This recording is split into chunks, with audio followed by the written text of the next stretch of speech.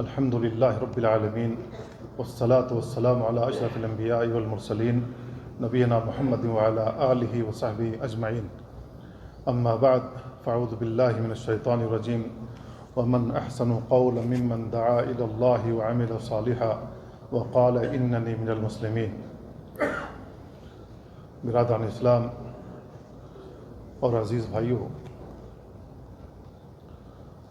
آج جو بات بیان کرنے کی کوشش کروں گا وہ یہ ہے کہ دعوت و تبلیغ کے اصول کیا ہیں اور اس کا منہج اور طریقہ کار کیا ہونا چاہیے۔ قرآن مجید کی جو آیت پڑھی گئی، اس آیت میں اللہ رب العالمین نے بیان فرمایا، اس سے بہتر بات اور کیا ہو سکتی ہے جو اللہ کی طرف بلائے، اللہ کی طرف دعوت دے، وعمل صالحا اور نیک عمل کرے، وقال اننی من المسلمین اور کہے کہ میں مسلمانوں میں سے ہوں۔ اس آیت پر آپ غور کریں گے تو اللہ رب العالمین اس آیت میں بیان فرما رہا ہے سب سے بہترین بات وہ ہوتی ہے جو لوگوں سے بیان کیا جائے اور لوگوں کو اللہ رب العالمین کی توحید کی طرف بلایا جائے، اللہ کی وحدانیت کی طرف دعوت دی جائے، اللہ رب العالمین کی معرفت کی جانب لوگوں کو بلایا جائے۔ اس سے بہتر بات اور کسی کی ہو نہیں سکتی ہے، اور یہ جو بات بیان کی جائے گی وہ قرآن و سنت کے دائرے میں ہونی چاہیے۔ قرآن و سنت میں جو کچھ بھی رسول اللہ صلی اللہ علیہ وسلم نے بیان فرمایا اور جو کچھ بھی اللہ رب العالمین نے بیان فرمایا ہے، ہمیں اس کے دائرے میں رہ کر باتیں بیان کرنی ہیں۔ ہمارا سارا اعتماد قرآن و سنت پر ہونا چاہیے، اس کے نصوص پر ہونا چاہیے۔ کیوں ایسا ہونا چاہیے؟ اس لیے کہ اللہ رب العالمین نے لوگوں کی ہدایت کے لیے قرآن مجید اتارا ہے، اور قرآن مجید میں جہاں کہیں مجمل باتیں ہیں، اللہ کے نبی صلی اللہ علیہ وسلم نے اپنی احادیث میں ان کی تفصیل بیان فرما دی ہے، اور جو کچھ رسول اللہ صلی اللہ علیہ وسلم نے بیان فرمایا ہے وہ وحی کی بنیاد پر ہے۔ وما ينطق عن الهوى ان هو الا وحی یوحى، رسول اپنی جانب سے کوئی بات نہیں بولتے، جو بولتے ہیں اللہ کی جانب سے وحی ہوتی ہے۔ تو اللہ کے نبی صلی اللہ علیہ وسلم نے جو کچھ بیان فرمایا ہے وہ صحیح احادیث سے ثابت ہوں، اور ہمیں معلوم ہو کہ یہ جو حدیث میں بیان کر رہا ہوں، لوگوں تک پہنچا رہا ہوں، وہ صحیح حدیث ہے، قابل عمل ہے، ضعیف نہیں ہے، موضوع نہیں ہے، من گڑھت نہیں ہے۔ ہمیں اس بات پر یقین ہونا چاہیے۔ تمام صحابہ اللہ کے نبی صلی اللہ علیہ وسلم جیسا فرماتے تھے ان کا عمل ویسا ہی ہوتا تھا، جیسا اللہ رب العالمین کا فرمان اترتا تھا اسی کے مطابق صحابہ کا عمل ہوتا تھا، اس سے سر منہ انحراف نہیں کرتے تھے۔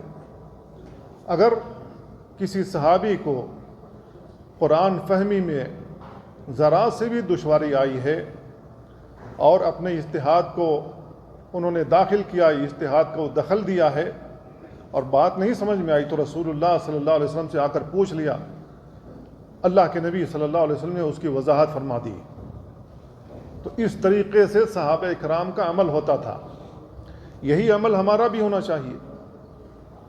اگر قرآن فہمی میں ہم سے کوئی غلطی ہو رہی ہو، نہ سمجھ میں آ رہا ہو، تو ہمیں کسی عالم کی طرف رجوع کرنا چاہیے جو قرآن کو سمجھتا ہو، عربی کو سمجھتا ہو، اور شریعت کا علم اس نے سیکھا ہوا ہو، وہ جانتا ہو۔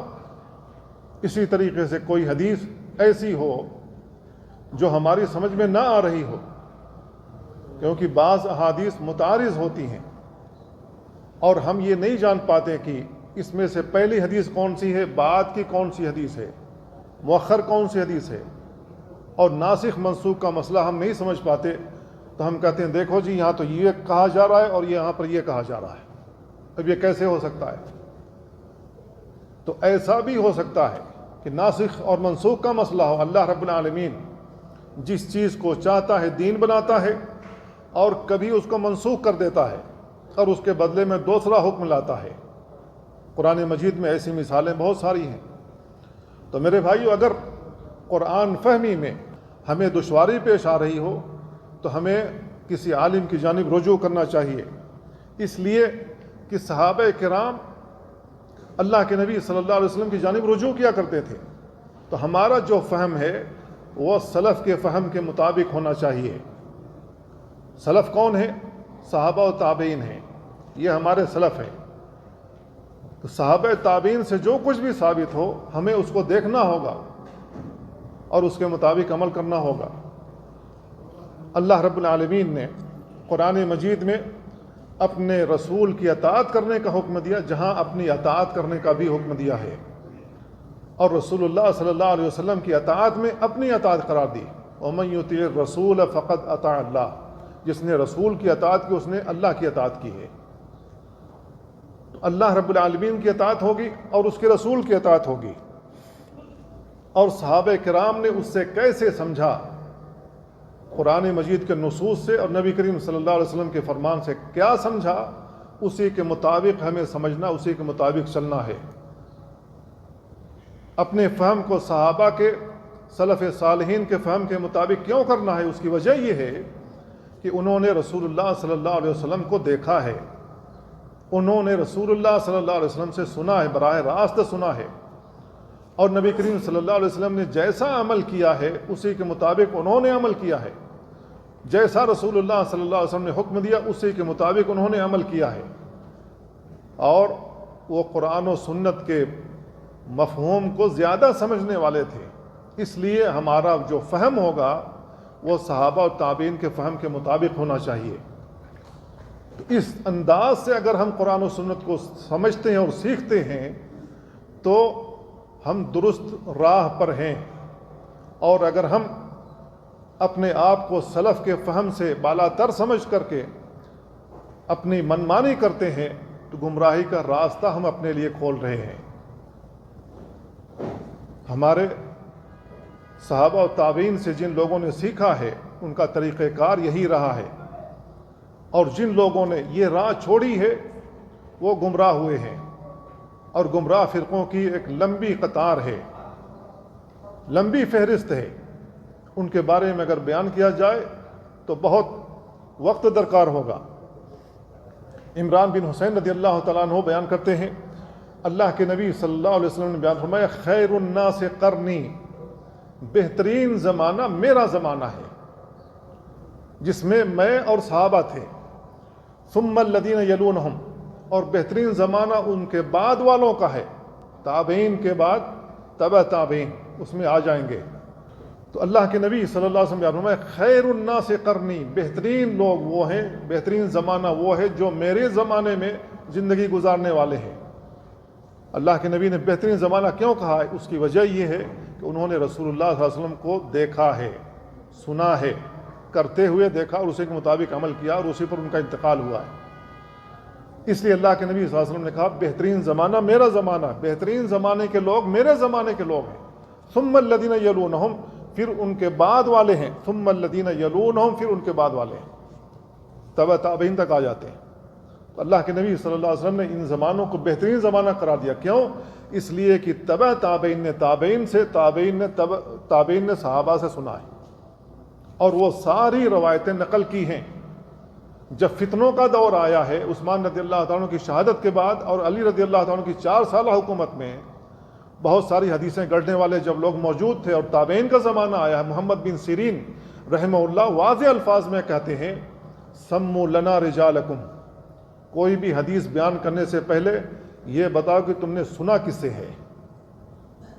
جب تک یہ نہیں بتاؤ گے کہ تم نے یہ حدیث سنی کس سے ہے، تمہاری بات قبول کرنے والے نہیں ہیں۔ ایک چین ہے جس کو ہم سلسلۃ اسناد کہتے ہیں. سند جس کو ہم کہتے ہیں احادیث کی سند ہے, ہم سے لے کر کے صحابہ تک سند موجود ہے.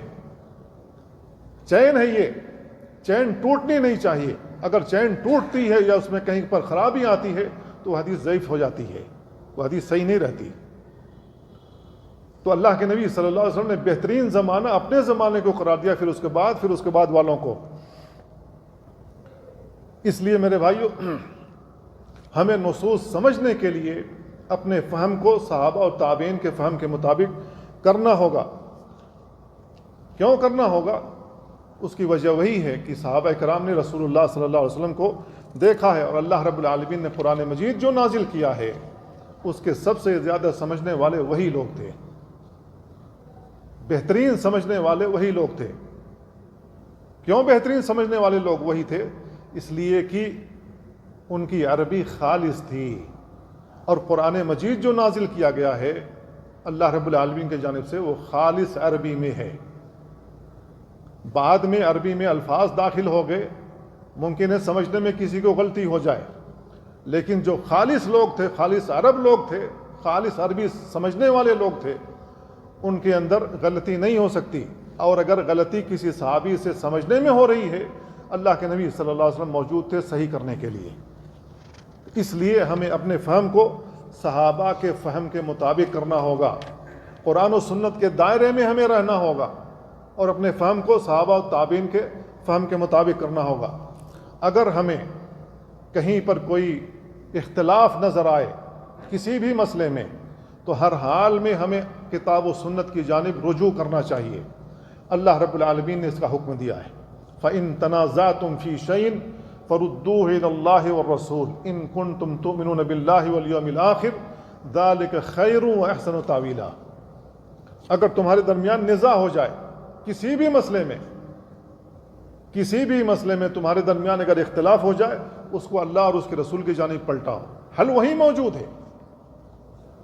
تو ہمیں قرآن و سنت کا پابند ہونا ہوگا, فلاں مفتی کے, فلاں عالم کے, فلاں علامہ کے, فلاں امام کے تابع نہیں, بلکہ اپنے فہم کو سلف صالحین جو صحابہ و تابعین انہوں نے کیا سمجھا تھا وہ سارے کے سارے ذخیرے موجود ہیں آج ہمارے درمیان. اگر ہم اپنے فہم کو کسی عالم کے فہم کے مطابق کریں گے آج کے دور میں, تو اس نے صحیح سمجھا ہے یا نہیں سمجھا ہے, یا گھما رہا ہے.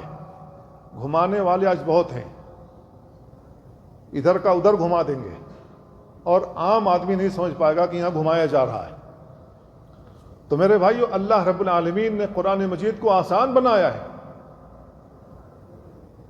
جو سمجھ سکتا ہو آسانی کے ساتھ سمجھ سکتا ہے اس کو, اس میں ایج پیش نہیں ہے, ادھر ادھر کا راستہ نہیں ہے, آسانی سے سمجھ جاتا ہے آدمی. قرآن و سنت کے اندر ایسے ہی الفاظ موجود ہیں. ایک اور روایت ارباد بن ساری رضی اللہ تعالیٰ عنہ سے مروی ہے, اس کے اندر اللہ کے نبی صلی اللہ علیہ وسلم نے لوگوں کو نصیحت کی, صحابہ کرام کے آنسو نکل گئے, اور انہوں نے ذکر کیا کہ اللہ کے نبی آج آپ نے ایسا خطبہ دیا ہے, ایسا لگا کہ آپ ہمیں چھوڑ کر کے کہیں اور جا رہے ہیں, آپ کوچ کر جائیں گے.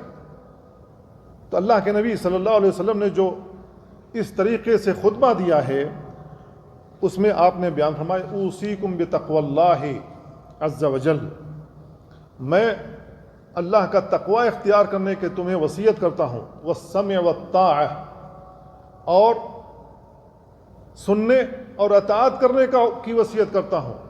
سننے اور اطاعت کرنا یعنی اگر تمہارے اوپر کوئی حکمران متعین کر دیا جائے تو اس کی بات سنو اور اس کی اطاعت کرو, اگرچہ کوئی حبشی آدمی ہی کیوں نہ ہو, کالا کلوٹا آدمی اگر تمہارے اوپر متعین کر دیا جائے تو اس کی بات بھی سنو.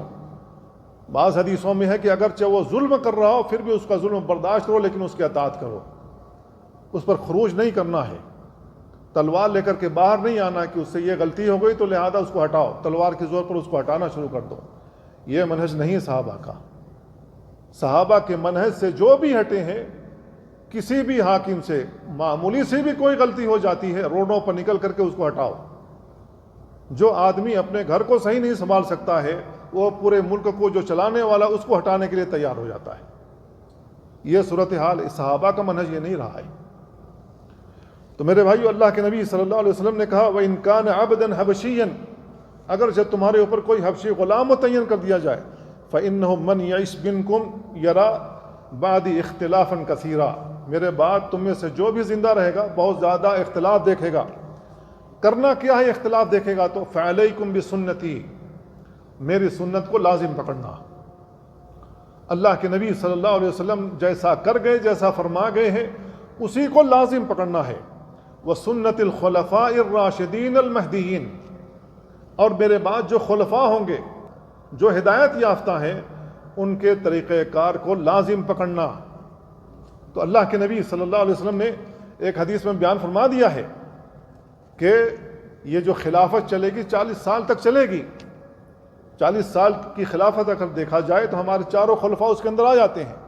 سن 40 ہجری میں علی رضی اللہ عنہ کی شہادت ہوئی ہے، تو 40 سال تک تو خلافت جاری رہی ہے۔ تو اللہ کے نبی صلی اللہ علیہ وسلم نے فرمایا کہ یہ ہدایت یافتہ لوگ ہیں۔ سب سے پہلے خلیفہ ابوبکر صدیق ہیں، اس کے بعد عمر فاروق ہیں، اس کے بعد عثمان ہیں، اس کے بعد علی ہیں۔ اسی پر علماء امت کا اجماع ہے۔ سب سے افضل ابو بکر ہیں، اس کے بعد عمر ہیں، اس کے بعد عثمان ہیں، اس کے بعد علی، یہ ترتیب ہے۔ اسی پر ہمارا اجماع ہے۔ جن کو اللہ کے نبی صلی اللہ علیہ وسلم ہدایت یافتہ کہے ہوں، ہدایت یافتہ قرار دیا ہو، اور یہ بیان فرمائے کہ یہ راشدین ہیں، درست راستے پر چلنے والے لوگ ہیں۔ آج جو اس منہج پر قائم نہیں ہے، صحابہ کے منہج پر قائم نہیں ہے، انہی لوگوں کو سب سے پہلے کافر قرار دے رہے ہیں۔ کیا وہ صحابہ کے منہج پر ہیں؟ نہیں ہے۔ اگر وہ صحابہ کے منہج پر ہوتے تو انہی لوگوں کو کافر نہیں قرار دیتے، جن کو رسول اللہ صلی اللہ علیہ وسلم کہتے ہیں یہ سیدھے راستے پر چلنے والے لوگ ہیں اور یہ ہدایت یافتہ ہیں۔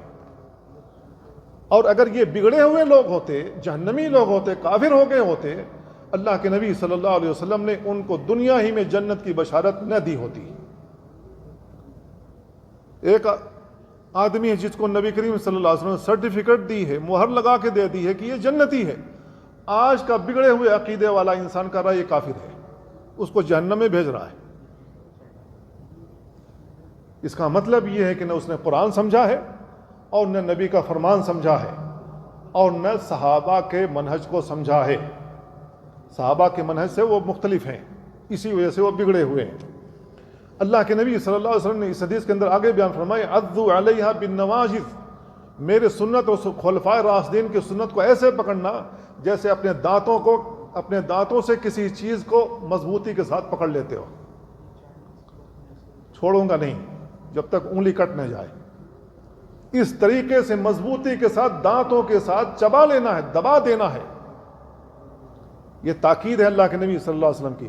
پھر اللہ کے نبی صلی اللہ علیہ وسلم فرماتے ہیں وَإِيَّاكُمْ وَمُحْدَثَاتِ الْأُمُورِ، دین میں نئی بات ایجاد کرنے سے بچو، دین میں نئی بات ایجاد کرنے سے بچو۔ کیوں؟ فَإِنَّ كُلَّ مُحْدَثَةٍ بِدْعَةٍ، اس لیے کہ دین میں ہر نئی بات جو ایجاد کر لی جاتی ہے وہ بدعت ہو جاتی ہے۔ وَإِنَّ كُلَّ بِدْعَةٍ ضَلَالَةٍ، اور ہر بدعت گمراہی ہے۔ اخیر میں اللہ کے نبی صلی اللہ علیہ وسلم نے یہ جو بدعت والی بات کہی ہے، کیوں کہی ہے؟ اس لیے کہ دین مکمل ہو گیا۔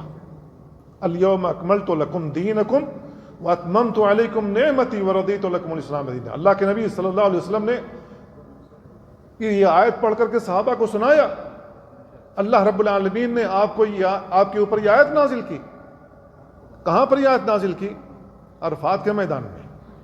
اللہ کے نبی صلی اللہ علیہ وسلم حج پر تھے، تمام صحابہ وہیں اکٹھا تھے۔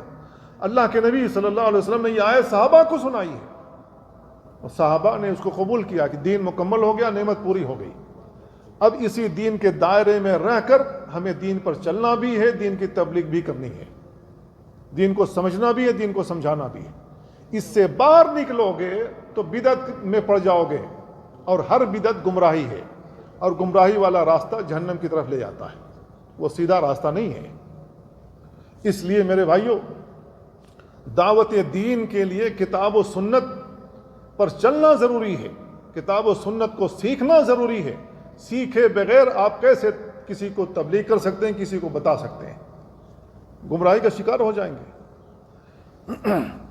ابو رافع رضی اللہ عنہ کی حدیث ہے، اللہ کے نبی صلی اللہ علیہ وسلم نے بیان فرمایا لا الفین احدکم متکئا علی اریکتی، میں تم میں سے کسی کو نہ پاؤں کہ وہ اپنی کرسی پر اپنی مسند پر ٹیک لگائے ہوئے بیٹھا ہو اور اس کے پاس کوئی بھی معاملہ آئے تو وہ کہے جس کو رسول اللہ صلی اللہ علیہ وسلم نے حکم دیا ہو یا جس کے بارے میں رسول اللہ صلی اللہ علیہ وسلم نے نہ فرما دیا ہو، وہ کہے گا کہ اس کو میں نہیں جانتا ہوں، جو کچھ اللہ کی کتاب یعنی قرآن مجید میں ہے بس ہم اسی کی اتباع کریں گے، باقی کسی چیز کی اتباع نہیں کریں گے۔ اب یہ جو حدیث ہے اللہ کے نبی صلی اللہ علیہ وسلم بیان فرمایا کہ میں تم میں سے کسی کو اس حالت میں نہ پاؤں کہ وہ اپنی مسند پر ٹیک لگائے ہوئے بیٹھا ہو اور جس سے رسول اللہ صلی اللہ علیہ وسلم نے منع کیا ہو یا جس کا حکم دیا ہو یہ کہے کہ میں تو اس کو جانتا ہی نہیں ہوں، قرآن میں جو کچھ بیان کیا گیا میں اس کو فالو کرتا ہوں۔ آج کے دور میں یہ لوگ موجود ہیں یا نہیں ہیں؟ موجود ہیں۔ کیا انہوں نے صحابہ کرام کے منہج کو سمجھا؟ صحابہ کرام کی اتباع کرنے والے یہ لوگ ہیں؟ نہیں ہیں۔ صحابہ کیا کرتے تھے؟ اللہ کے قرآن کو سمجھتے تھے، نبی کریم صلی اللہ علیہ وسلم نے کیا حکم دیا ہے اور کیا عمل کر کے گئے اسی کے مطابق انہوں نے زندگی گزاری ہے، اور جو کچھ بھی انہوں نے بیان کیا ہے وہ آج کے حدیث کی کتابوں میں موجود ہیں، اور آج یہ اہل قرآن کہتے ہیں کہ ہمیں حدیثوں کی ضرورت ہی نہیں ہے ایسا یا نہیں ہے؟ وہ نبی کریم صلی اللہ علیہ وسلم کی سنت کو چھوڑ رہے ہیں۔ اس سلسلے میں ایک اور حدیث مقدام بن معدی کرب رضی اللہ تعالیٰ عنہ سے بھی مروی ہے، اس میں بھی وہی باتیں بیان کی گئی ہیں کہ اللہ کے نبی صلی اللہ علیہ وسلم نے بعض چیزوں کو حرام کیا ہے اور بعض چیزوں کا حکم دیا ہے جو اللہ کی کتاب میں موجود نہیں ہے۔ اللہ کے نبی صلی اللہ علیہ وسلم نے بعض چیزیں حرام ٹھہرائی ہیں، بعض چیزوں کا حکم دیا ہے۔ مثلا عید کا موقع آتا ہے، چاند نظر آ گیا شوال کا، فطرانہ دو گے کہ نہیں دو گے؟ ہر مسلمان فطرانہ دیتا ہے، قرآن مجید میں فطرانے کا کہاں ذکر ہے؟ الحمدللہ سے والناس تک پڑھ جائے، فطرانے کا کوئی ذکر نہیں۔ کہاں پر ہے؟ کس نے حکم دیا ہے؟ رسول اللہ صلی اللہ علیہ وسلم نے۔ تو اللہ کے نبی صلی اللہ علیہ وسلم نے جن چیزوں کا حکم دیا وہ دین ہے۔ کیوں؟ اس لیے کہ دین کی کوئی بھی بات اللہ کے نبی صلی اللہ علیہ وسلم اپنی جانب سے نہیں بولتے، جو بولتے ہیں وہ اللہ کی جانب سے وحی ہوتی ہے۔ وحی کی بنیاد پر اللہ کے نبی صلی اللہ علیہ وسلم جو کچھ بولتے ہیں وحی کی بنیاد پر بولتے ہیں۔ تو یہ پہلا اصول ہے، کتاب و سنت کے دائرے میں رہنا ہے، سلف صالحین کے فہم کے مطابق اپنی زندگی گزارنی ہے۔ اس انداز سے ہماری زندگی گزر رہی ہے تو ہم سیدھے راستے پر ہیں، اور ادھر ادھر اگر ہم جا رہے ہیں تو ہم سیدھے راستے سے بھٹکے ہوئے ہیں، ہمیں اسی راستے پر لوٹنا ہوگا۔ دوسرا اصول یہ ہے، سلف صالحین کا جیسا اعتقاد تھا، جیسا ان کا عقیدہ تھا، ویسے ہی ہمارا عقیدہ ہونا چاہیے، اسی کے مطابق ہمارا عقیدہ ہونا چاہیے۔ اگر ہم نے عقیدے ادھر ادھر سے لیے ہیں تو ہم نے سلف صالحین کو چھوڑ دیا ہے۔ اللہ رب العالمین نے صفات والی آیتیں جتنی بھی اتاری ہیں، اللہ رب العالمین کے 99 نام موجود ہیں، اس میں اللہ تعالیٰ کی صفت موجود ہے۔ جہمیہ نے اللہ تعالیٰ کی تمام صفات کا انکار کیا، معتزلہ نے اللہ رب العالمین کے اسماء کو تو قبول کیا، تمام صفات کا انکار کر دیا۔ پھر اس کے بعد ان کے بعد جتنے بھی فرقے آئے ہیں، بعد میں چل کر کے ماتریدیہ آئے ہیں، انہوں نے اللہ تعالیٰ 8 صفات کو قبول کیا ہے، اور اشاعرہ ہیں، انہوں نے 7 صفات کو قبول کیا ہے۔ اشاعرہ نے 7 صفات کو، ماتریدیہ نے 8 صفات کو، باقی صفات گول کر گئے۔ ان کو اللہ رب العالمین کی صفات ہضم نہیں ہو رہی۔ اب کسی صحابی سے پوچھ لیا جائے کہ اللہ رب العالمین نے قرآن مجید کی آیتیں اتاری ہیں، آپ نے سنی تھیں یا نہیں سنی تھیں؟ تمام صحابہ کرام کہیں گے ہم نے سنی۔ کس کی زبان سے؟ رسول اللہ صلی اللہ علیہ وسلم کی زبان سے۔ کیا رسول اللہ صلی اللہ علیہ وسلم نے اللہ تعالیٰ کی صفات میں کوئی تحریف کی، کوئی تعویل کی ہے، انکار کیا ہے؟ نہیں انکار کیا ہے۔ کیفیت بیان کی ہے، اللہ رب العالمین کی تشبیہ دی ہے کسی مخلوق سے؟ نہیں ایسا کیا ہے۔ صحابہ کرام یہ مسائل نہیں جانتے تھے جو بعد میں پیدا ہوئے ہیں۔ صحابہ کرام کا طریقہ کار کیا تھا، اللہ رب العالمین کی جتنے بھی صفات والی آیتیں انہوں نے اس کو قبول کیا تھا، آمنا و صدقنا۔ کیوں؟ اس لیے کہ رسول اللہ صلی اللہ علیہ وسلم نے بھی اس کی تصدیق کی تھی، لہذا صحابہ نے بھی اس کی تصدیق کی۔ انہوں نے نہیں پوچھا کہ اللہ کا ہاتھ کیسا ہے، انسانوں کی طرح یا کسی حیوان کی طرح ہے۔ انہوں نے نہیں پوچھا تھا کہ اللہ رب العالمین کلام کرتا ہے یا نہیں کرتا ہے۔ انہوں نے قبول کیا جب اللہ رب العالمین نے کہا وَكَلَّمَ اللَّهُ مُوسَىٰ تَكْلِيمًا، اللہ رب العالمین نے موسیٰ سے گفتگو کی بات کی، انہوں نے قبول کیا تھا۔ اسی طریقے سے اللہ تعالیٰ کی جتنی بھی صفات ہیں انہوں نے قبول کیا تھا۔ بعد میں ان لوگوں نے اللہ رب العالمین کی صفات کی تحریف کی۔ اللہ رب العالمین کا قدم ہے، نبی کریم صلی اللہ علیہ وسلم نے بیان فرمایا کہ جہنم شکوہ کرتی ہے کہ جہنم بھر گئی ہے۔ اللہ رب العالمین اپنا قدم ظاہر کرتا ہے، جہنم کے اوپر رکھتا ہے، اس میں اتنا ہی اسپیس بن جاتا ہے، اتنی ہی جگہ بن جاتی ہے جتنی پہلے تھی۔ اللہ رب العالمین کا قدم بھی ہے، اللہ رب العالمین کی اصابع بھی ہیں، انگلیاں بھی ہیں، اللہ رب العالمین کے بہت ساری صفات۔ اللہ رب العالمین دیکھتا ہے، سنتا ہے، اللہ رب العالمین غضبناک ہوتا ہے، اللہ رب العالمین مسکراتا بھی ہے، اللہ تعالیٰ کی صفات ہیں یہ سب۔ اللہ کے نبی صلی اللہ علیہ وسلم نے بیان فرمائی، صحابہ کرام نے اس کو قبول کیا تھا، انہوں نے نہ انکار کیا، نہ تعویل کی تھی، نہ تشبیہ دی تھی۔ لیکن بعد میں جب یہ فرقے پیدا ہوئے، انہوں نے کہا کہ ہم اللہ تعالیٰ کی صفات کو ہی نہیں مانتے۔ کیا وہ صحابہ کے منہج پر ہیں؟ نہیں منہج پر ہیں، وہ بھٹک گئے۔ تو میرے بھائیو، ہمیں سلف صالحین کے اعتقاد کے مطابق زندگی گزارنی ہوگی، سلف صالحین کے طریقے کو پکڑ کر رکھنا ہوگا، اور قیامت تک ایسے ہی چلنا ہوگا، تو ہم سیدھے راستے پر ہوں گے۔ اور اگر ہم ان کے راستے سے بھٹکے تو ہم بدعات کا شکار ہوں گے، اللہ رب العالمین کی صفات میں تعویل کر بیٹھیں گے، یا تحریف کریں گے، یا انکار ہی کر دیں گے، جیسا کہ بہت سارے لوگوں نے کیا ہے۔ تو میرے بھائیو، ہمیں جو ایمانیات ہیں، ایمانیات کے حوالے سے بھی صحابہ کرام کے منہج پر چلنا ہوگا۔ جو کچھ اللہ رب العالمین نے بیان فرمایا، ایمانیات کے ان تؤمن باللہ وملائکتہ وکتبہ ورسلہ والیوم الآخر والقدر خیرہ وشرہ، 6 چیزیں ہیں جن پر ایمان لانا ضروری ہے۔ ان میں سے کسی ایک کا بھی اگر ہم نے انکار کیا تو کفر لازم آتا ہے، پھر وہ مسلمان نہیں رہ جاتا۔ صحابہ کرام نے اس کو قبول کیا، اللہ کے نبی نے اس کو قبول کیا، اللہ رب العالمین نے قرآن مجید میں اس کو بیان فرمایا ہے، لیس البر ان تولوا وجوہکم قبل المشرق والمغرب ولکن البر من آمن باللہ والیوم الآخر والملائکۃ والکتاب والنبیین۔ 5 چیزیں اللہ رب العالمین نے اس آیت میں بیان فرمائی جو سورہ بقرہ کی ہے۔ اور 6ٹھی چیز، اِنَّا كُلَّ شَيْءٍ خَلَقْنَاهُ بِقَدَرٍ، ہم نے ہر چیز اندازے سے پیدا کی ہے، ہر چیز کی تقدیر بنائی ہے۔ تو 6ٹھی چیز اللہ رب العالمین نے تقدیر بیان کی ہے۔ اللہ کے نبی صلی اللہ علیہ وسلم نے اس کو قبول کیا، اور اللہ کے نبی صلی اللہ علیہ وسلم نے جب بیان کیا تو صحابہ کرام نے قبول کیا۔ تو اللہ رب العالمین پر ایمان، اللہ کی وحدانیت پر ایمان، اللہ کے وجود پر ایمان۔ آج بہت سارے لوگ ہیں اللہ کے وجود کے ہی منکر ہیں ایسے لوگ یا نہیں ہیں؟ ان کا نام جاوید اختر ہو چاہے کوئی اور ہو، وہ اللہ کے وجود کو ہی تسلیم نہیں کرتا۔ مسلمانوں جیسا نام ہے، اور مسلمان اس کا نام سن کر کے دھوکہ کھا جائے گا، اللہ کے وجود کو ہی تسلیم نہیں کرتا۔ تو ایسے لوگ، دہریے لوگ بہت سارے موجود ہیں۔ اللہ کے فرشتوں پر ایمان لانا ضروری ہے۔ اللہ کے فرشتوں کے بارے میں جتنی تفصیلات احادیث کے اندر موجود ہیں، ان تفصیلات کے ساتھ ان پر ایمان لانا ضروری ہے۔ لیکن ایسے بھی لوگ پائے گئے ہم مسلمانوں کے اندر جنہوں نے فرشتوں کے وجود کا ہی انکار کر دیا، محض اس وجہ سے کہ ہم فرشتوں کو نہیں دیکھتے ہیں، تو ہمیں کیا معلوم فرشتے ہیں یا نہیں ہیں، جبکہ نبی کریم صلی اللہ علیہ وسلم نے فرشتوں کے تعلق سے بہت ساری حدیثیں بیان فرما رکھی ہیں۔ تو فرشتوں پر ایمان، اللہ کی کتابوں پر ایمان، جتنی بھی کتابیں اللہ رب العالمین نے نازل کی ہیں۔ آج قرآن مجید کے بارے میں جو بہت سارے لوگ ہیں عقیدہ رکھتے ہیں کہ یہ جو قرآن مجید ہے یہ اصلی حالت میں نہیں ہے، اس کے اندر تحریف ہو گئی۔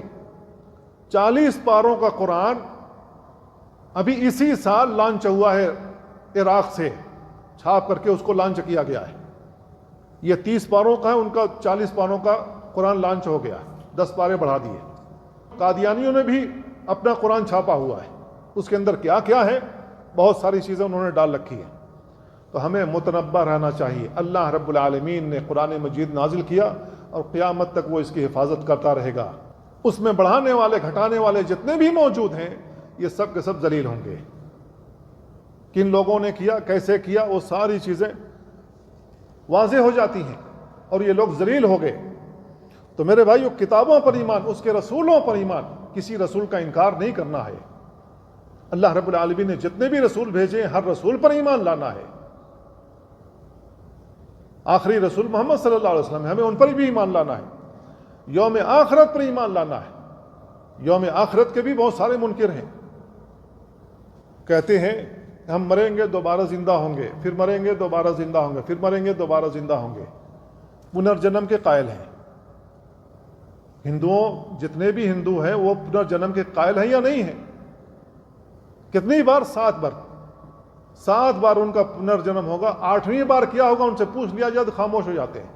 8ویں بار کیا ہوگا ان کو نہیں معلوم ہے۔ تو میرے بھائیوں، ہندوؤں کا عقیدہ بہت سارے مسلمانوں میں بھی سرایت کر گیا۔ وہ کہتے ہیں کہ بس یوں ہی دنیا چلتی رہے گی، ری سائیکلنگ ہوتی رہے گی۔ تو ایسا نہیں ہے۔ اللہ رب العالمین نے قیامت کا دن رکھا ہوا ہے، آخرت کے دن جو فیصلے والا دن ہے، مالک یوم الدین، قیامت کے دن کا اللہ رب العالمین مالک ہے۔ قیامت والے دن اللہ رب العالمین لوگوں کے سامنے آئے گا اور اللہ رب العالمین لوگوں سے کہے گا لمن الملک اليوم، آج کس کی بادشاہت چلے گی؟ جتنے بھی بادشاہ، وزیر، فلاں ڈھکاں، جتنے بھی دنیا میں اکڑنے والے ہیں سب حاضر ہوں گے وہاں پر۔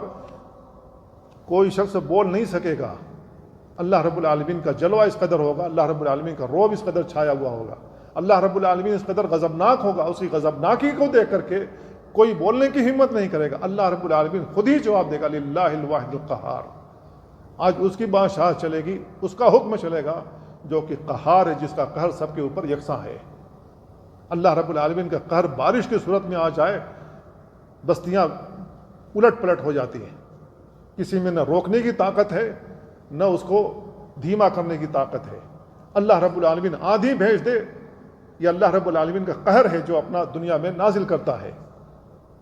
کوئی شخص اس کو روک سکتا تو روک لے۔ تو میرے بھائیو، اللہ رب العالمین مالک یوم الدین ہے، قیامت کے دن کا مالک ہے، اور اچھی بری تقدیر پر بھی ایمان لانا ہے۔ اللہ رب العالمین نے تقدیر بنائی ہے۔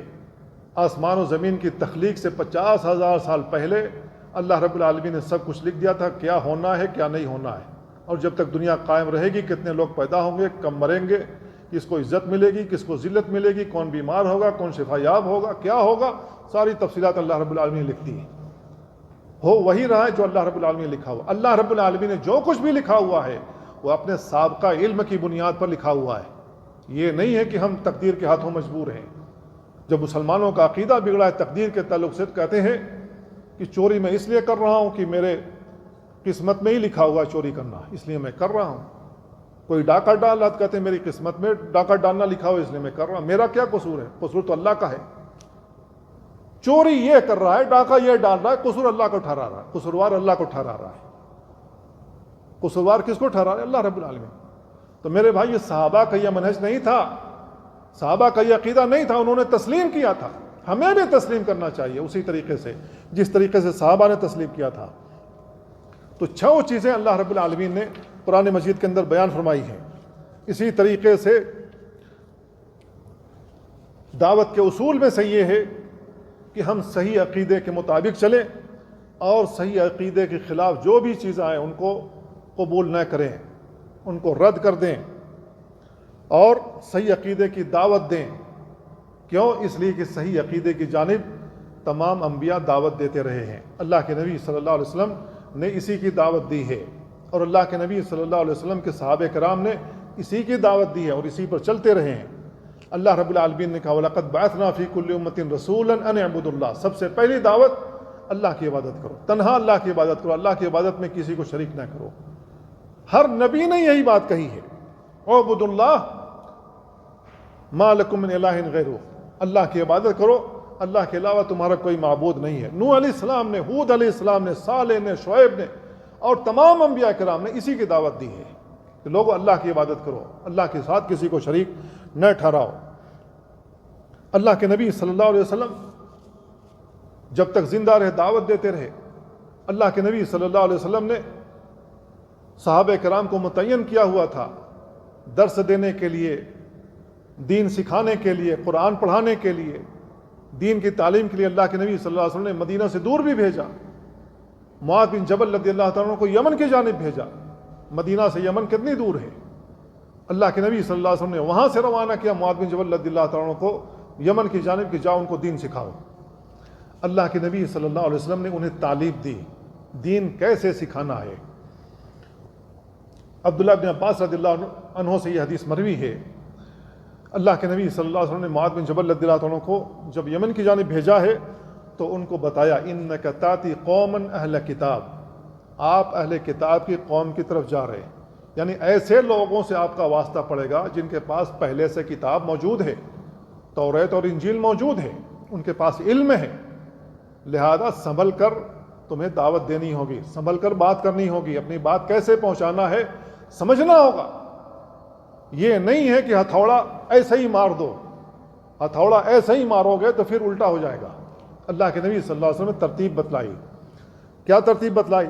آپ نے بیان فرمایا فدعوہم الی شہادت اللہ الہ الا اللہ، پہلی چیز جس بات کی جانب دعوت دینی ہے وہ اس بات کی کہ اللہ کے علاوہ کوئی حقیقی معبود نہیں ہے، اس بات کی وہ گواہی دیں۔ وانی رسول اللہ، اور میں اللہ کا رسول ہوں۔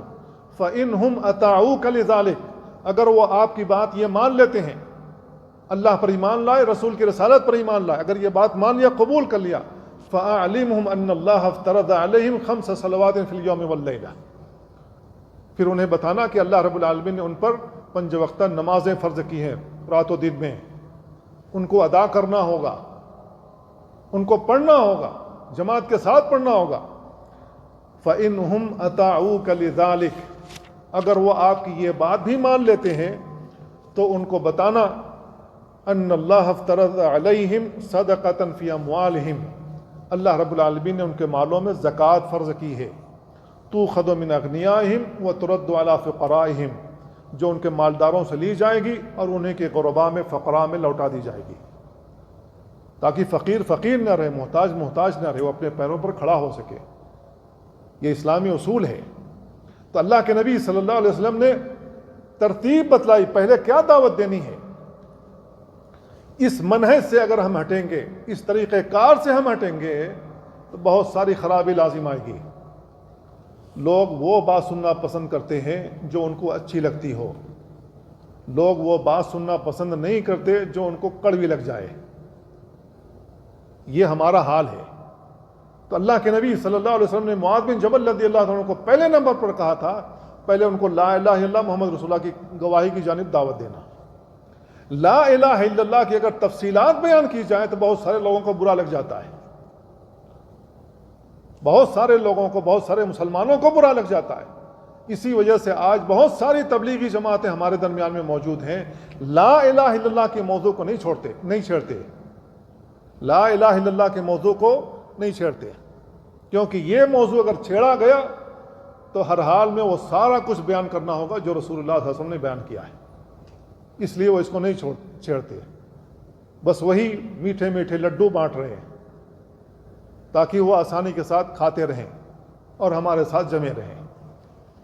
تو میرے بھائیو، اللہ کے نبی صلی اللہ علیہ وسلم نے جو ترتیب بتلائی ہے اسی ترتیب سے ہم کو دعوت دینی ہوگی، یہی منہج ہے اللہ کے نبی صلی اللہ علیہ وسلم کا اور صحابہ کرام کا۔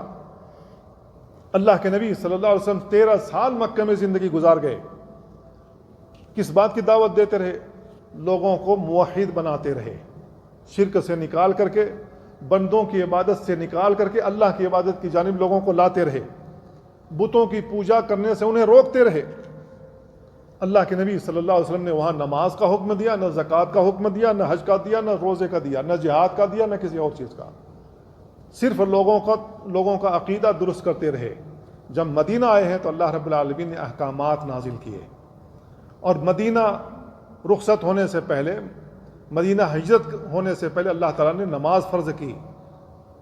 اللہ کے نبی صلی اللہ علیہ وسلم نے مکہ میں جماعت سے نماز پڑھائی، پھر اس کے بعد مدینہ میں جا کر کے نمازیں پڑھائی ہیں اللہ کے نبی صلی اللہ علیہ وسلم نے، اور تمام جو احکامات اللہ تعالیٰ نے نازل کیے اس کی تطبیق دی ہے۔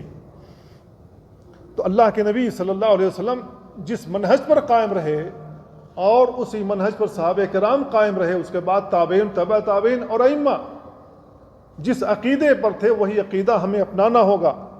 اس عقیدے سے اگر ہم ہٹ کر چلیں گے تو ہم گمراہ ہو جائیں گے، یقیناً ہم گمراہ ہو جائیں گے۔ کیوں گمراہ ہوں گے؟ اس لیے کہ اللہ رب العالمین نے دین مکمل کر دیا ہے۔ رسول اللہ صلی اللہ علیہ وسلم نے امت کو روشن شاہراہ پر چھوڑا ہے، اللہ کے نبی صلی اللہ علیہ وسلم بیان فرمایا قد ترکتکم علی البیضاء لیلھا کنہارھا، میں نے تم کو روشن شاہراہ پر چھوڑا ہے، اس کی رات بھی دن کی طرح اجالی ہے، رات میں بھی اجالا اسی طرح جیسے دن میں اجالا ہوتا ہے۔ لا یزیغ عنہا بعدی الا ہالک، میرے بعد کوئی شخص گمراہ ہوگا، اس سیدھے راستے سے ہٹے گا، کون؟ الا ہالک، وہ ہلاک ہونے والا ہے، وہ ہلاکت میں پڑے گا۔ من یعش منکم بعدی فسیرى اختلافا کثیرا، میرے بعد جو بھی زندہ رہے گا وہ بہت سارے اختلافات دیکھے گا۔ فعلیکم بما عرفتم من سنتی، تو جو میرے سنت کو تم جانتے ہو اسی پر چلتے رہو، وہ سنت الخلفاء الراشدین المہدیین، اور خلفاء راشدین جو ہدایت یافتہ ہیں ان کے راستے پر چلتے رہو، اس کو دانتوں کے ساتھ مضبوطی سے پکڑ لو، اور جو حکمران متعین کر دیے گے ان کی اطاعت کرتے رہو۔ تو میرے بھائیو، دعوت کے اصول میں سے یہ ہے کہ جو موحد ہوں ان سے محبت کی جائے، اور جو شرک کرنے والے لوگ ہوں ان سے بغض رکھا جائے، ان سے نفرت کی جائے، الا یہ کہ ان کی اصلاح کرنا مقصود ہو۔ اگر ان کی اصلاح کرنا مقصود ہو ان کے ساتھ رہیے، لیکن ان کے اعتقاد کو، ان کی بدعقیدگی کو درست کریے۔ اگر آپ کے پاس دلائل موجود ہیں اور آپ کو یقین ہے کہ میں اس کو درست کر لے جاؤں گا، سمجھا لے جاؤں گا، تو پھر تو آپ اس کے ساتھ رہیں، ورنہ آپ اس بدعتی کے ساتھ رہیں گے تو وہ آپ کو گمراہ کر دے گا۔ تابعین نے یہ بات بیان کر رکھی ہے کہ جو بدعتی لوگ ہیں ان کے ساتھ مت رہنا، ان کے ساتھ اگر رہو گے تو وہ تم کو اپنی بدعت میں لپیٹ لیں گے۔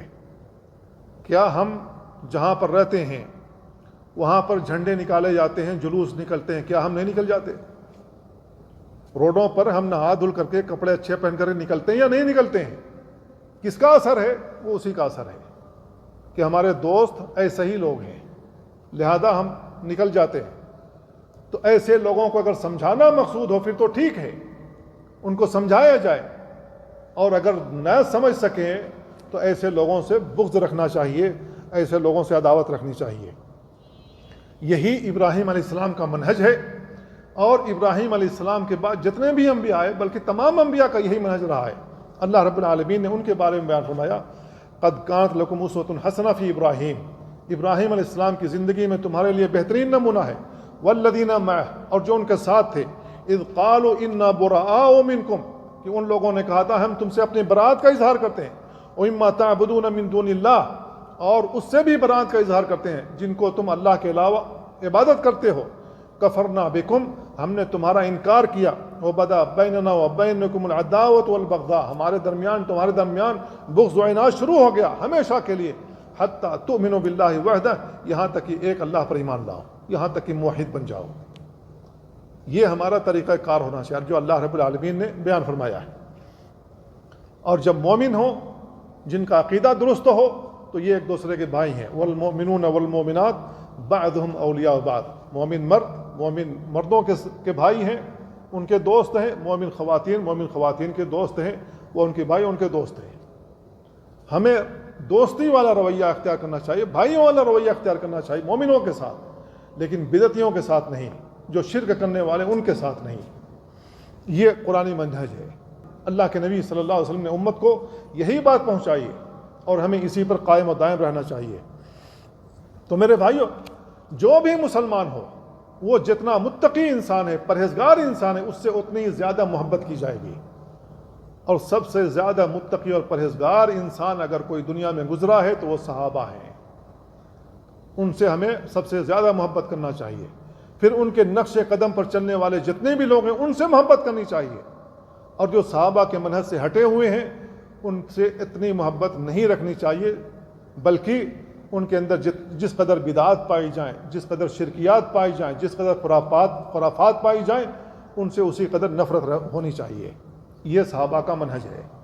تو اللہ رب العالمین کے نزدیک معزز کون ہے؟ ان اکرمکم عند اللہ اتقاکم، اللہ رب العالمین کے نزدیک مکرم انسان وہ ہے جو سب سے زیادہ متقی ہو، سب سے زیادہ پرہیزگار ہو۔ جو پرہیزگار نہیں وہ اللہ کا ولی نہیں ہو سکتا۔ صحابہ کرام سب سے زیادہ پرہیزگار لوگ تھے، اس لیے وہ اللہ کے ولی تھے۔ اگر صحابہ اللہ کے ولی نہیں ہیں تو میں نہیں جانتا کہ کون اللہ کا ولی ہو سکتا ہے۔ ایسے اللہ کے ولیوں کو جن کی تربیت رسول اللہ صلی اللہ علیہ وسلم نے کی ہو، آج کا یہ ناہنجار طبقہ ان کو کافر ٹھہرانے پر تلا ہوا ہے، ان کے اوپر زبان تان دراز کرتا ہے، ان پر تبرہ کرتا ہے، ان کو کافر ٹھہراتا ہے۔ تو میرے بھائیو، ایسے لوگوں کی باتیں سننے سے بھی بچنا چاہیے، ایسے لوگوں سے ملاقات کرنے سے بھی ہمیں بچنا چاہیے۔ اور تیسرا طریقہ کار یہ ہے، دعوت کے اصولوں میں سے تیسرا اصول یہ ہے کہ جب ہم دعوت دیں، جو بھی ہم دعوت دیں وہ علم شرعی پر مبنی ہو۔ علم شرعی یعنی کتاب و سنت پر مبنی ہو۔ فلاں کا قول، فلاں کی حکایت، فلاں کا قصہ نہیں ہونا چاہیے۔ اگر قصہ کسی کا درست ہے جس سے عبرت لی جا سکتی ہو تو پھر تو ٹھیک ہے۔ اور قرآن کریم میں اللہ رب العالمین نے بہت سارے قصے بیان فرمائے، ان سے ہمیں عبرت لینا چاہیے، وہ ہمارے لیے قابل عبرت ہیں۔ لیکن جو لوگ آج تبلیغ کر رہے ہیں، مسلمانوں کو سیدھے راستے پر لانے کی کوشش کر رہے ہیں، جد و جہد کر رہے ہیں اور کہتے ہیں ہم تبلیغی جماعت ہیں، وہ قصے کہانیوں میں ڈوبی ہوئی ہے۔ اور ایسے ایسے قصے کہانیاں ہیں جن سے کفر لازم آتا ہے۔ جو شرکیہ حکایات ہیں وہ لوگوں کو پڑھ پڑھ کر کے سنائی جا رہی ہیں۔ میرے بھائیو، ایسے لوگوں سے بچنا چاہیے۔ اللہ رب العالمین نے اپنے نبی کے تعلق سے بیان فرمایا تھا کہ نبی کریم صلی اللہ علیہ وسلم بصیرت کی بنیاد پر وہ لوگوں کو ہدایت کا راستہ بتلاتے تھے۔ اور بصیرت کہاں سے آتی ہے؟ اللہ کے قرآن سے، نبی کے فرمان سے۔ قل ھذہ سبیلی، اے نبی آپ کہہ دیجئے میرا سیدھا راستہ ہے، ادعو الی اللہ، میں لوگوں کو اللہ کی طرف بلاتا ہوں، علی بصیرہ، بصیرت کی بنیاد پر، انا، میں خود بھی، ومن اتبعنی، اور وہ لوگ بھی جو میری اتباع کرنے والے، میری پیروی کرنے والے لوگ ہیں۔ تو اس آیت کے اندر اللہ رب العالمین نے واضح منہج بیان فرمایا ہے کہ نبی کریم صلی اللہ علیہ وسلم کس بات کی دعوت دیتے تھے، کس چیز کی دعوت دیتے تھے، اور ان کے متبعین، نبی کریم صلی اللہ علیہ وسلم کے متبعین پیروکار کس بات کی دعوت دیتے ہیں۔ بالکل واضح بات ہے۔ وہ بصیرت کہاں سے آتی ہے؟ اللہ کے قرآن سے، نبی کے فرمان سے۔ اس سے ہٹ کر کے دعوت نہیں دینی ہے۔ اگر اس سے ہٹ کر کے دعوت دیں گے تو گمراہی یقینی ہے۔ لہذا جو بھی مسلمان ہے ہمیشہ ایک جماعت تیار رہنی چاہیے دعوت دینے کے لیے۔ دعوت کا راستہ کبھی بند نہیں ہونا چاہیے، دعوت کا راستہ ہمیشہ کھلا رکھنا چاہیے۔ آپ دعوت روک دیں گے تو مسلمان جاہلیت کا شکار ہو جائیں گے، جہالت کا شکار ہو جائیں گے، اور جب مسلمانوں کے اندر جہالت آئے گی تو وہیں سے گمراہی کا راستہ کھلے گا۔ اس لیے دعوت کا راستہ کبھی بند نہیں ہونا چاہیے، نہ مسلمانوں میں نہ کافروں میں۔ کافروں کو بھی اللہ رب العالمین کی جانب بلاؤ، کافروں کو بھی اللہ کی جانب دعوت دو، ورنہ وہی کافر جو ہمارا اور آپ کا پڑوسی ہے، قیامت کے دن وہ آئے گا اور ہمیں پہچان کر کے کہے گا اللہ تعالیٰ یہ میرا پڑوسی تھا، اس نے کبھی بھی نہیں کہا کہ اللہ ایک ہے، اس کو قبول کر لو، اس نے کبھی بھی نہیں بتایا کہ آخری نبی آ چکا ہے، اس کو قبول کر لو، تو اس دن ہمیں یہ کافر مجرم ٹھہرا دے گا۔ ہم اللہ کے پاس کیا جواب دیں گے؟ تو دنیا کے اندر ہمیں کوشش کرنی چاہیے کہ ہم مسلمانوں تک اللہ رب العالمین کے پیغام کو پہنچائیں، اور اللہ رب العالمین اور اس کے رسول کا پیغام کافروں تک بھی پہنچائیں۔ ہمیں یہ کوشش کرنی چاہیے۔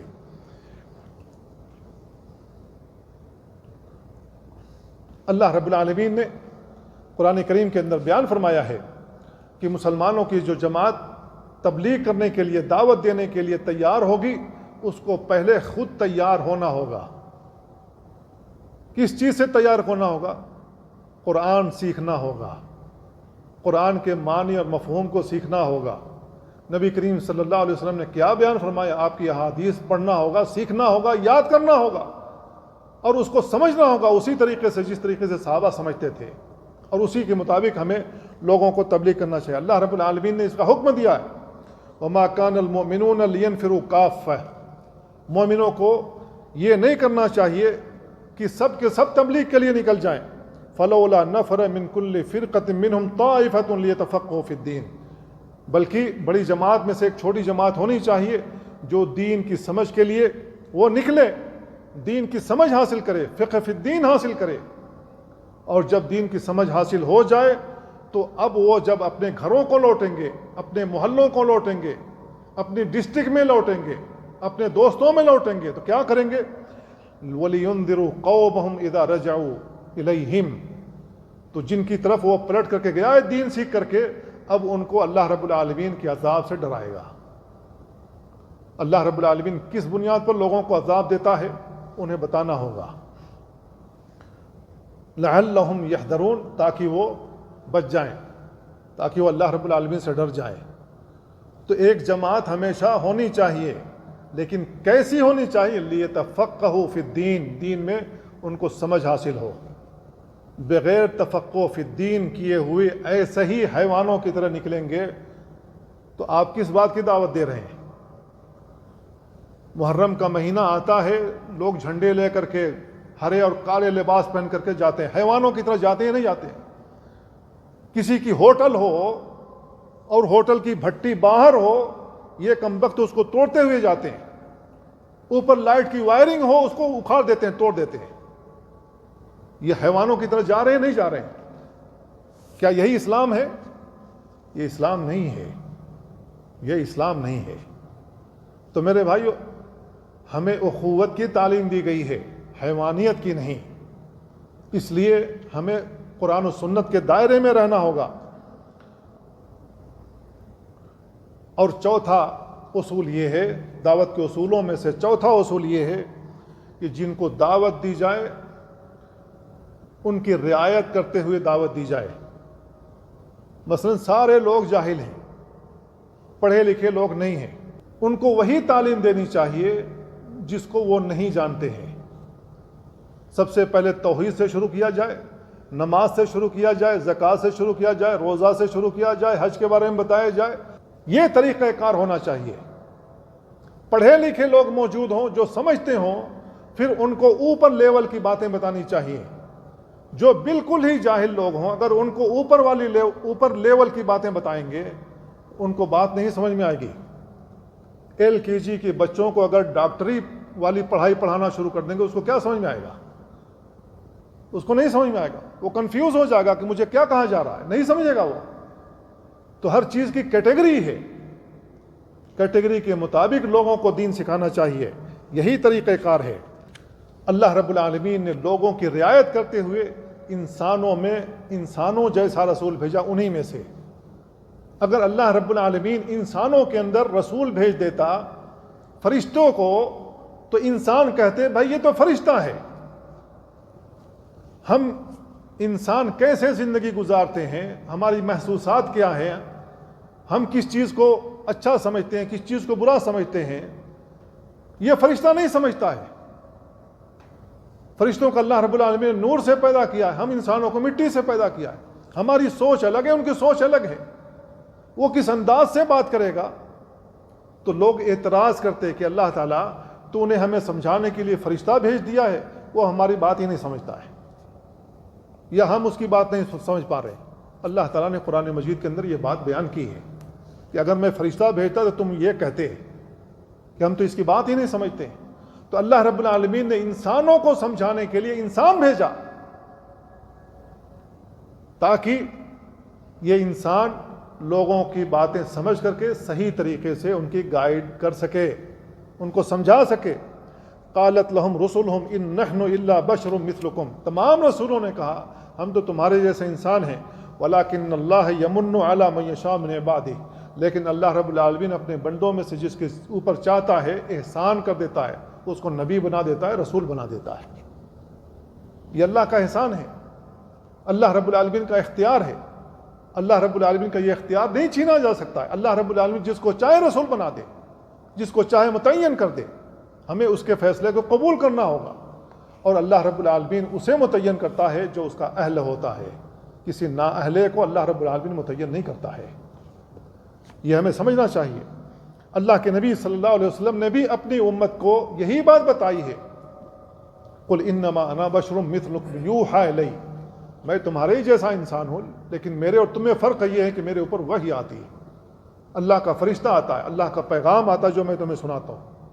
تو اللہ کے نبی صلی اللہ علیہ وسلم کو انسان بنا کر کے بھیجا، فرشتہ نہیں بھیجا ہے، ورنہ انسان اعتراض کرتے۔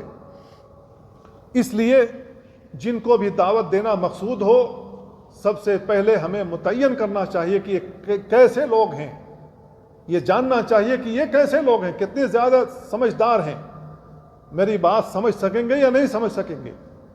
تو مدعو کا خیال رکھتے ہوئے ہمیں دعوت دینی چاہیے، یہ ہمیں کرنا چاہیے۔ ام المؤمنین عائشہ رضی اللہ تعالیٰ عنہ بیان کرتے ہیں انما نزل اول ما نزل سورۃ من المفصل، اللہ رب العالمین نے قرآن مجید کی جو آیتیں نازل کی ہیں پہلے مفصل آیتیں نازل کی ہیں، فیہا ذکر الجنت والنار، اس کے اندر جنت اور جہنم کا ذکر ہے، حتی اذا ثاب الناس الی الاسلام، یہاں تک کہ جب لوگ اسلام میں داخل ہوں گے، نزل الحلال والحرام، اللہ تعالیٰ نے حلال اور حرام چیزیں، کیا چیز حلال ہے کیا چیز حرام ہے، یہ ساری باتیں نازل کی۔ وَلَوْ نَزَلَ أَوَّلَ شَيْءٍ لَا تَشْرَبُ الْخَمْرَ لَقَالُوا لَا نَدَعُ الْخَمْرَ أَبَدًا، اگر اللہ رب العالمین شروع ہی میں یہ نازل کر دیتا کہ شراب مت پیو تو لوگ کہتے کہ ہم تو کبھی شراب چھوڑیں گے ہی نہیں۔ وَلَوْ نَزَلَ لَا تَزْنُوا، اگر پہل شروع ہی اسلام میں نازل کر دیا ہوتا اللہ رب العالمین نے کہ زنا نہ کرو، لَقَالُوا لَا نَدَعُ الزِّنَا أَبَدًا، تو لوگ کہتے ہیں کہ ہم تو زنا کبھی بھی نہیں چھوڑیں گے، یہ بخاری کی روایت ہے۔ تو صحابہ سمجھدار تھے، وہ سمجھتے تھے اولویات کسے کہتے ہیں، اور اللہ رب العالمین کا یہ منہج رہا ہے کہ اللہ رب العالمین نے اسی انداز سے آیتیں نازل کی، پہلے کیا بتانا ہے اس کے بعد کیا بتانا ہے، جب یہ ڈھل جائے تو اس کے بعد کیا بتانا ہے۔ شراب کئی مرحلوں میں اللہ رب العالمین نے حرام کی ہے، ایک ہی دفعہ میں نہیں حرام کی ہے۔ تو مدعوین کا خیال رکھتے ہوئے ہمیں دعوت دینی چاہیے، اگر مدعوین کا خیال رکھتے ہوئے دعوت نہیں دیں گے تو ہماری دعوت مؤثر نہیں ہوگی، لوگ قبول نہیں کریں گے۔ علی رضی اللہ تعالیٰ سے مروی ہے حدث الناس بما یعرفون، لوگوں سے وہی بیان کرو جو وہ جانتے ہوں۔ اتحبون ان یکذب اللہ ورسولہ، کیا تم لوگ یہ چاہتے ہو کہ اللہ اور اس کے رسول جھٹلا دیے جائیں؟ یعنی جب جو چیزیں لوگوں کو معلوم نہیں ہوں گی اگر وہ چیز بیان کریں گے تو لوگ کہیں گے کہ یہ دیکھو یہ مولانا صاحب نئی بات لے کر کے آ گئے، وہ نہیں مانیں گے۔ جو دنیا میں چل رہا ہے لوگ اسی کو دین سمجھ رہے ہیں، تو ہمیں دھیمے دھیمے لوگوں کو بات بتانی ہوگی، قائل کرنا ہوگا کہ ہمیں قرآن و سنت کے دائرے میں رہنا ہے۔ جب لوگ اس پر آمادہ ہو جائیں، قبول کر لیں کہ ہمیں قرآن و سنت کے دائرے میں رہنا ہے، تو قرآن و سنت پھر بتانا ہوگا، تب جا کر کے لوگ قبول کریں گے۔ آوارہ لوگوں سے، ان لوگوں سے جو صحابہ کو مسلمان تک نہیں مانتے ہیں، ان سے قرآن و سنت بیان کرو گے، وہ کب قبول کرنے کے لیے تیار ہوں گے؟ نہیں قبول کریں گے، وہ جھٹلا دیں گے، وہ کہیں گے کہ یہ من گھڑت چیزیں ہیں۔ تو میرے بھائی علی رضی اللہ تعالیٰ نے یہ بیان فرمایا، عبداللہ بن مسعود رضی اللہ تعالیٰ نے بیان فرمایا ما انت محدثا قوما حدیثا لا تبلغه عقولهم الا كان لبعضهم فتنہ، اگر لوگوں کی عقلوں کے مطابق بات نہیں بیان کرو گے تو یہ لوگوں کے لیے فتنہ بن جائے گا، یہ لوگوں کے لیے فتنہ بن جائے گا۔ صحیح مسلم میں ہے۔ تو میرے بھائی صحابہ اور تابعین کے منہج کو ہمیں سمجھنا ہوگا، اسی منہج کے مطابق ہمیں زندگی گزارنی ہوگی۔ تو بہت سارے اصول ہیں دعوت دینے کے، دعوت دینے کے یہ اصول جب ہم اپنائیں گے تب جا کر کے دعوت صحیح ہوگی، دعوت مؤثر ہوگی، ورنہ ہم بھیڑ لے کر کے اپنے ساتھ گھومیں گے اور وہ آپ کی اطاعت نہیں کریں گے، وہ قبول کرنے کے لیے تیار نہیں ہوں گے۔ دعوت کے اصولوں میں سے 5واں اصول یہ ہے کہ ہمیں دیکھنا ہوگا کہ کہاں پر کیا بات بیان کرنی ہے اور کیا نہیں بیان کرنی ہے، یہ ہر حال میں کرنا ہوگا۔ مزاروں کے پاس جا کر کے وہیں کھڑے ہو کر کے دعوت دینا شروع کر دیں، قبروں کے اوپر چادریں مت چڑھاؤ، قبروں کے اوپر پھول مت چڑھاؤ، قبروں کو عرق گلاب سے مت دھلو، قبروں کے اوپر سجدہ مت کرو، قبروں کے اوپر رکوع مت کرو، قبر کے اوپر چڑھاوے مت چڑھاؤ۔ میرے خیال میں جب آپ جوشیلے طور پر آپ یہ دعوت دینا شروع کر دیں گے، آپ وہاں سے زندہ نکل کر نہیں آئیں گے، آپ وہاں سے زندہ بچ کر نہیں آئیں گے۔ تو کب اور کہاں کیا بات کرنی ہے آپ کو سمجھ آنا چاہیے۔ بھیڑ جب لے کر کے اکٹھا جائیں گے، جن کو پتہ ہی نہیں ہے دعوت کے اصول کیا ہیں، کوئی ایسی بات کر دیں گے وہاں فتنہ کھڑا ہو جائے گا۔ کیوں؟ اس لیے کہ ان کو تو معلوم نہیں ہے۔ تو آج بہت ساری تبلیغی جماعت ایسی گھوم رہی ہیں جن کے اندر جاہل لوگ موجود ہیں، بھیڑ گھوم رہی ہے، ان کو پتہ ہی نہیں کہ ہمیں کیسے دعوت دینی ہے، بس اسی میں گھوم پھر کر کے 6 اصول ہیں، 6 اصول بنا رکھے، اسی میں گھوم پھر کر کے یہ دعوت دے رہے ہیں۔ باقی شریعت کہاں گئی؟ دین کا باقی حصہ کہاں گیا؟ تو یہ خلل ہے۔ جب لوگ صحابہ کے منہج سے ہٹیں گے، سلف صالحین کے منہج سے ہٹیں گے تو یہ خلل آئے گا، اور جب یہ خلل آئے گا تو گمراہی آئے گی۔ تو میرے بھائیو، دعوت کے اصول بہت سارے ہیں، میں نے اختصار سے سمجھانے کی کوشش کی، یہ 5 پوائنٹ لے کر کے، جبکہ بہت سارے اصول ہیں، ہمیں ان اصولوں کو بھی دیکھنا ہوگا۔ اللہ تعالیٰ سے دعا اللہ ہمیں ان باتوں کو سمجھنا، ان پر عمل کرنے کی توفیق عطا فرمائے۔ صلی اللہ وسلم علی نبینا محمد وعلی آلہ وصحبہ اجمعین۔ السلام علیکم ورحمۃ اللہ وبرکاتہ۔